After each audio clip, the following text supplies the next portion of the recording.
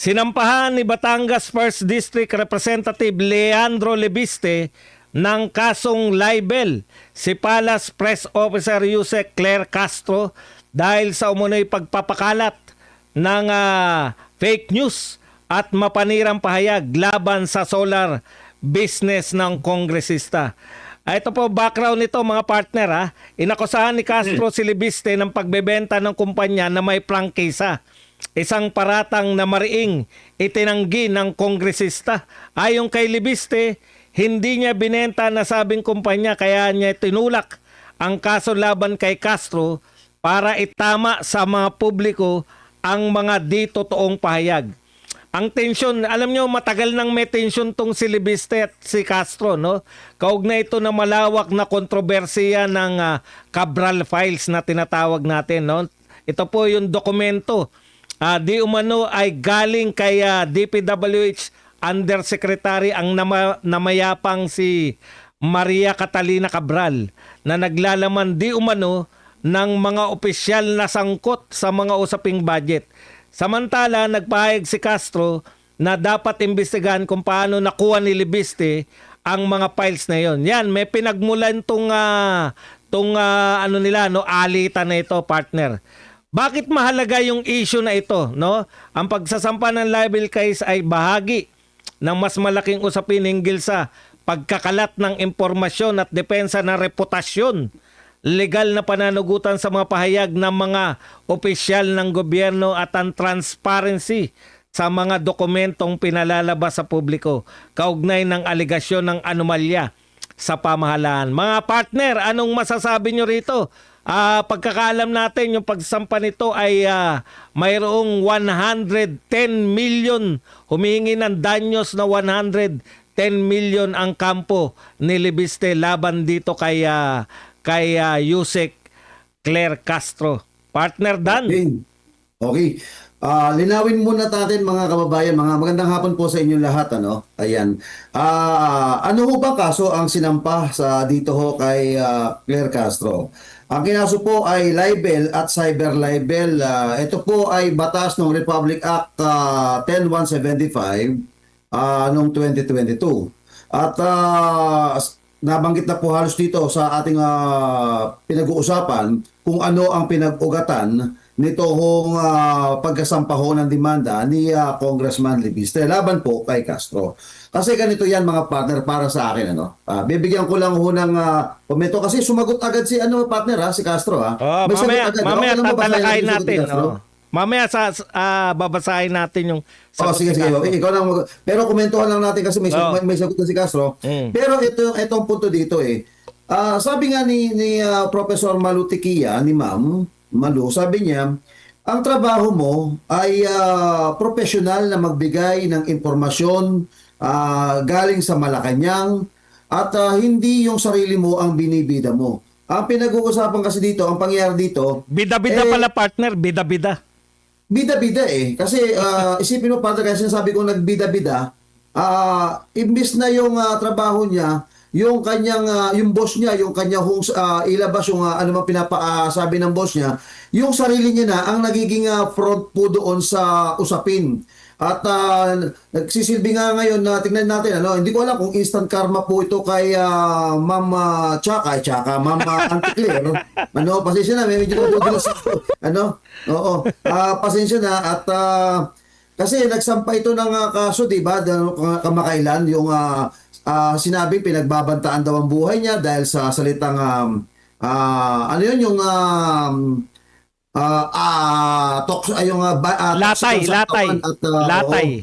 latay lang at walang latay ang toxic at saka yung laman loob niya. So, ito ngayon mga kababayan, again uulitin ko kasi ang tanong dito, lumalaban ho sila sa mga fake news. Diba? Kapag nagpakalat ka ng fake news sa isang tao, lalo na't prominenteng tao, masisira ang reputasyon niya. Dapat linisin niya, depensahan niya ni Lebiste ang kanyang pagkatao sa mga maling okasyon. Tandaan natin, laging bukang bibig po mga kababayan ni Castro ang salitang fake news. Fake news, fake news. At yung pinagmulan po nito, alam natin, hindi naman po galing talaga sa kanya. ang pinagmulan nito galing po kay Ombudsman Rimulya at inadapt niya lang ngayon. Hindi muna niya binerify, kumbaga pinasa sa kanya, nabaltaan niya sa Ombudsman, which is not official na galing sa Malacanang na talagang binerify muna. Kaya lang, napapansin po natin kay Yusek Castro, na talaga hong ang ginagawa niya is more on personal na wala mang verification, tapos sabihin niya, babalik rin niya ang sitwasyon na siya pa ang biktima at siya pa ang pinapakalatan ng fake news. Partner BMR. No, ayon nga dito kay Congressman Leveste, ito siya ay nagsampa ng 110 million damages laban dito kay Claire Castro ng tinatawag na civil libel case. So, alam nyo, napansin ko lang ito si Congressman Leveste, mabait itong batang ito eh. Kasi kung tutuusin, yung libel case, mayroon po yan katapat na pagkakulong. And yet, ang kanyang ginawa dito ay lang ito, civil lang. So makakaligtas dito si Castro sa pagkakakulong. Pero tandaan po natin, ito pong si Castro ay maya't maya 3-10 kung mag-vlog ito. At dito nga ito nasilip ni Congressman Leveste na mapanirang mga pahayag patungkol nga po dito sa kanyang kumpanya. Na which is naglabas nga rito si Congressman Leveste na yung binabanat dito ni Auntie Claire Castro ninyo ay hindi po yun yung tinutukoy na kanyang di umano na may prangkesa. So maliwanag itong si Auntie Claire, mukhang hindi pa yata nakukontento sa kanyang trabaho official dyan sa Malacanang, bukod pa sa pagiging abogada niya, hindi natin alam kung may kliyente, abay sobrang napakasipag nito mag-vlog. No? At habang nagbablog ito, hindi niya natin napapansin na mukhang nadudula siya rito. Kasi bilang isang abogada, alam niya dapat ito na kanyang mga pahayag, mayroon na pong mga nilalabag. At ito nga ay dahil nga sa social media, kanya itong nilalabas, matatawag itong cyber libel. Now, maswerteng siya dahil hindi siya binanatan dito ng talagang criminal case. Dahil mukhang nag-awat pa itong mabait na Congressman Leveste. Pero mahalaga dito mga kababayan, atin pong isipin na dapat lang na masampahan ito si Attorney Claire Castro sapagkat kapag wala pong nagsampa ng kaso na katulad nito, lahat ng sasabihin nito, tandaan nyo mga kapartner marami po ang mga trolls. Ayon doon sa investigasyon sa Kongreso, mayroon daw pong hawak na mga trolls ito. At kapansin-pansin, ang mga vloggers ng kabila, yung mga kakampi nito, ay kinukuha po, pinipick up ang mga vlog nito. No? Ang mga sinasabi nito, mapablog man or sa official man sa PC o pag tumatayo dyan siya sa podium niya, no? Ay kinukuha po ito at arabagang in uniform na disseminate ito sa publiko. At maganda na lang dahil mayroon po tayong isang matapang na batang-batang Congressman Leveste, teka, sandali, foul ka na dyan. No? Dahil mali po yan. At isa pa mga kapartner, naiisip ko lang bagamat walang pagkakakulong itong sinasabi ni Congressman Leveste sa kanya, 110 million lang, pero hindi ito basta-basta na lang natin na halaga, partner. Kasi malaki po ito, 110 million. Kung ating kukumputin, siguro ang sahod ni Attorney Claire Castro halagang 200 o 300,000 isang buwan. So ilang taon niya ito kung sakasakaling matalo siya dito.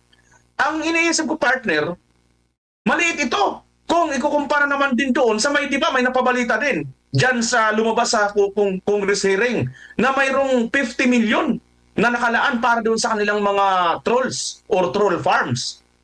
Grabe mga kapartner. So, saan kaya kukunin ni Auntie Claire Castro itong pambayad niya rito kung sakasakaling matalo siya rito? At napakalakas partner ng ebidensya sapagkat naka-video po siya. Correct. Yan ang maganda rito mga kapartner. Alam mo partner, yan nga yung sinasabi natin, no? Yung kasi etong kaso na to nagmula to sa vlog ni ni Congressman tuloy ni Yusek Castro, no? Yun nga yung problema natin kasi may paniniwala si Yusek Castro na iba yung trabaho niya bilang unofficial spokes o pala sa USEC ng PCO, unofficial spokes na siya ng Pangulo, iba raw yung trabaho niya at iba raw si Claire Castro bilang isang vlogger. Ako po, hindi po ako naniniwala dyan. Kahit saan ka, ano man ang gawin mo, dala-dala mo yung pagiging trabahador mo ng Malacanang. Kaya dapat, hindi mo pwedeng ipaghiwalay. Yun yung laging katwiran nito eh. Yung sinasabi niya bilang vlogger ay hindi dapat idinidikit sa trabaho niya sa Malacanang. Maling-mali po yan. Parang pari po yan, partner. Naalala ko naman si Father Flavi, di ba? Hindi po pwede. Hindi po pwede. Yung magsaysay award. Yung magsaysay award. Hindi po pwede na ihiwalay yung pagiging pari. Sabihin, hindi naman ako nagmimisa. Wala naman ako sa simbahan, kaya pwede niyang gawin sa private yung... Ganon din po yung iba. Yung mga teacher, hindi po nila pwede sabihin, wala naman ako yung sa school, kaya pwede kong magpunta ng beer house, pwede kong ng mga chiching, pwede kong magsugal. In fact, bawal magsugal, pumasok man lang yung mga sa PAGCOR. Kaya nga takang-taka ko rito sa mga engineer ng Bulacan eh. Bakit suking-suki ng mga kasino samantalang bawal sa government official yung pumunta ka ng kasino man lang. Pagpasok pa lang, partner, tanggal ka na sa serbisyo. Ganun kahigpit. No, hindi niyo po pwedeng tapos na yung yung oras namin. After hours kami nagpupunta, wala pong ganung katwiran. Kaya dapat malinaw to kay Castro na bilang vlogger, hindi mo nahuhubad yung pagiging PCO USEC mo. Meron ka pa, Brother Dan? Pupunta na tayo sa sagot. Idudugtong ko lang dito. Napakabigat nito, 110 million kung Correct. matalo. Itong si Castro, alam natin matalo dahil talaga namang walang katotohanan yung ipinalabas niya. Alam mo, tingin ko, ito abogado siya, alam niya to. Malamang mag-file itong si Castro pag natalo to. Mag-file ito ng insolvency. Alam mo yung insolvency? Ano yun, Walang kakayahan at walang trabaho. Hindi. Kasi ipapal lang ho ng insolvency pag nanatalo sa mga ganyan cyber libel. Yung titingnan ho ng ng provision kung pwede ba akong kumuha ng insolvency para kung magkano lang yung kaya kong ibayad.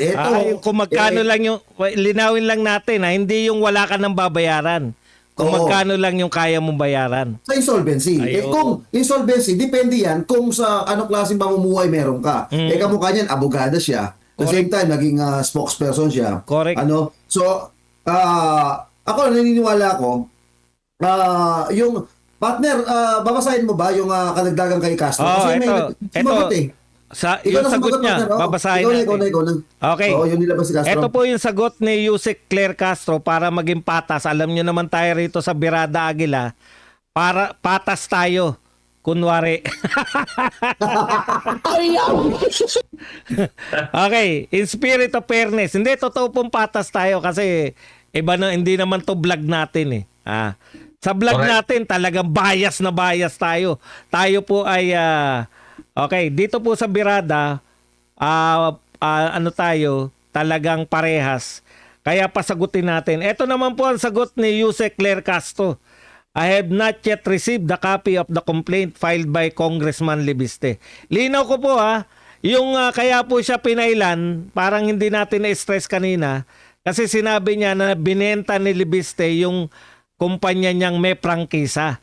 Sabi naman ni Libiste, hindi totoo yun dahil ang binenta niya yung walang prangkisa. Pero ang response ko sa ngayon, tuloy natin yung kay Castro. Pero ang response ko sa ngayon ay ayon lamang muna sa kanyang interview. Inamin ni Kong Libiste sa isang interview na ang source ng di umano'y pagbebenta ng kumpanya na may franchise ay galing kay Ombudsman Remulla. Pero hindi niya sasampahan ng kaso ang ombudsman dahil sa ginagalang niya ito at kaibigan ng nanay niya. Kakasuhan ba niya ako dahil hindi ako kaibigan ng nanay niya? Hindi niya ako ginagalang? Antindi mo, Auntie Claire. Can we say the statement of ombudsman are with basis or not and not maligning while my statements resource from ombudsman are nothing but libelous? Maliban dyan, inamin ni Kong Libiste na he is not the owner of Solar para sa Bayan anymore. which has the franchise because he already divested his shares. He himself is the source. Ang pagsasampa ng kasong ito, ang tunay na paraan para ako ay matigil sa aking pagsasalita at pagtalakay sa mga issues. Ito ngayon ang tanong, sino ang tunay na nasa likod ng pagsasampa ng kaso laban sa akin? Sino ang nais na mabusalan ng aking bibig? Sino ang lubos na makikinabang dito? Partner, naniniwala ba kayo na binubusalan lang ng bibig itong si Claire Castro kaya sinampahan ng kaso? Partner Dan. Partner, sigit na muna ako dito. Ang ganda nito. Parang pinapalabas niya dito na para siyang pinupolitika para ano. Pero partner, ang sabi pa nga ni Claire Castro, nagtataka daw siya. Sabi ni Palace Officer Claire Castro na bakit siya sinampahan ng kasong cyber libel kaugnay ng kanyang mga pahayag sa issue cyber sa energy. Ayon kay Castro, hindi pa niya natanggap, di ba, yung binasa nga kanina. Ngayon, ito ang tanong dito, partner, ito yung tanong dito ni Castro sino ang nasa likod ng pagsasampa ng kaso sa kanya? Para bang gusto niya namang idikit, partner, ang mga Duterte. Correct. Gusto niya na namang gusto niya na mga palabasin dito na ang Duterte ang dahilan dito kasi mabigat ang banat ko sa mga Duterte. Ganun ho yung gustong palabasin po nitong si Auntie Claire. Pero tingnan mo natin kung sino ho talaga nasa likod ng pagkasampa ng kaso. Ang nasa likod ng pagkasampa ng kaso ay walang iba kung hindi po itong batang congressman na si Leandro Lebiste. Wala na sa likod. Ang pinagmulan nito, meron hubang mga Duterte pinag-uusapan? Wala po. Ang pinag-uusapan dito ay yung kung ano yung nilabas mo, sinabi mo na nakasira doon sa batang congressman na pinaniwalaan mo na galing sa kay Ombudsman Remulla at ay binlag mo, inilabas mo na nakasira ka ng person. Ngayon, pabiktim to, partner, pabiktim siya ngayon. Para sa akin, wala nang pabiktim dito. Para sa akin, nakikita ko, pabiktim mo si Castro ngayon dahil matindi ang pagbanat ko ngayon sa inyo dahil gusto nyo akong patigilin, ganyan, ganito, ganyan. Hindi po. Alam nyo po ang mali po ninyo. Ang mali ninyo ay nagpakalat po kayo ng maling impormasyon laban sa batang kongresista. Ito nga po si Leandro Lebiste, partner. Partner, ang gustong ipunto ni Brother Dan dito, wala nang nasa likod. Si Lebiste mismo ang nagtampa sa'yo ng reklamo. Isa pa, partner, yung laging pagsisingit ni Castro sa mga Duterte. Alam mo, maraming salamat Yusek Castro, dahil sa mga katulad mo na wala nang bukang bibig kundi mga Duterte, napopromote ng gusto ang mga Duterte kahit walang bayarang vlogger, kahit walang bayarang media, ay lalong sumisikat dahil hindi nyo tinatantanan ng kapopromote. Partner BMR! Deko partner, mali tayo siguro kung sakasakaling sabihin nating wala siyang wala siyang gustong paringgan nito na wala daw nasa likod. Mayroong partner nasa likod, si Congressman Lebiste. Siya na nga yung nakaharap. Ibig sabihin, bukod kay Lebiste daw, baka meron pa sa likod. Mayroon partner. Meron. Alam nyo, gusto ko kung sabihin mayroon. Sino? Alam ko yung sino? Sino? Taong bayan, partner. Kasi nagigil ang taong bayan dito kay Auntie Claire Palakpakan natin ang taong bayan. Saka yung malit na mama, partner. Yung malit na mama. Sino yung Taong maliit na bayan, mama? partner, bakit kanyo? Kasi itong si Congressman Lebeste, hindi naman to kumikilos ngayon kung hindi dahil sa udyok ng kanyang konsensya bilang isang lingkod ng bayan. So, itong ginagawa ni Congressman Lebeste is pure, no? Para po sa taong bayan. Tandaan po natin, ito pong Lebeste ay batang-bata, no? Bilyonaryo na. Kung tutusin, kung hindi itong kanyang ginagawa ay para sa bayan, ay sana manahimik na lang siya, di ba? Wala na siyang problema, wala pa siyang kaaway, bilyonaryo na siya. Di ba napakasarap ng buhay? Pero dahil nga gumikilos at gumagalaw itong si Congressman Lebeste para sa taong bayan, kasi kung wala si Congressman Lebeste, wala si Congressman Miao Barsaga at yung iba pang mga Duterte allies at ang mga Duterte, sino pa ba ang tatayo sa taong bayan? Correct. Pababayaan na lang natin ang sindikatong gobyerno na kung titingnan natin, lahat po sila, samba na lang ng samba I love PBBM, ang ganda ng ginagawa mo. Pero tingnan mo, anong ginagawa? Walang nagagawang maganda kasi puro mga flood corruption ang nangyayari sa ating bansa.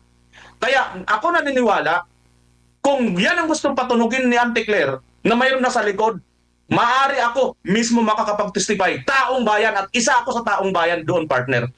Correct na correct kayo dyan, partner. Tsaka napupuna natin, no, itong dalawang batang congressman, no, talagang inuusig ngayon pareho, di ba? Si Libiste tsaka si sari-saring panggigipit. Pero partner, hanggat may mga nakikita tayong kabataan na mga mambabatas na katulad nila, may pag-asa pa ang bayan. Kaya huwag kayong Correct. bibitaw. Mga partner, wag kayong bibitaw kasi mga yan pong partner natin na si Libiste at saka si Kong Barsaga, pag bumitaw pa kayo, wala na. Kasi ang pinahiwatag nila, luminya lang kayo, wag kayong kontra ng kontra. Kung ano ang ginagawa ng nakatatanda, sundan nyo lang. Ayaw po ng mga bata na to. Ayaw po luminya na sumunod. Parang sa Kongreso po ngayon, sabi nga ni Edo Manzano, malayang bawal batikusin, pero malayang magnakaw, partner.